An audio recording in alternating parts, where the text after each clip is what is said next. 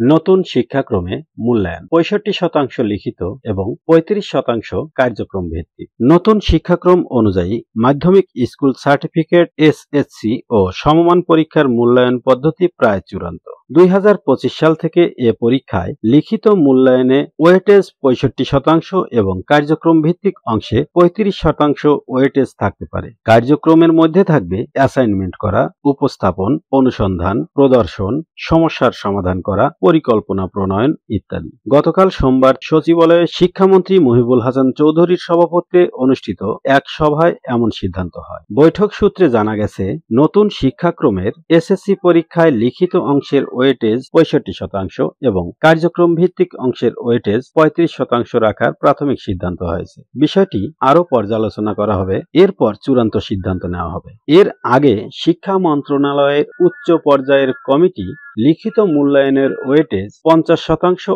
আর কার্যক্রম ভিত্তিক মূল্যায়নের ওয়েটেজ ৫০% রাখার সুপারিশ করা হয়েছিল। সোমবারের বৈঠকে সেটি সামান্য পরিবর্তনের সিদ্ধান্ত হয়েছে।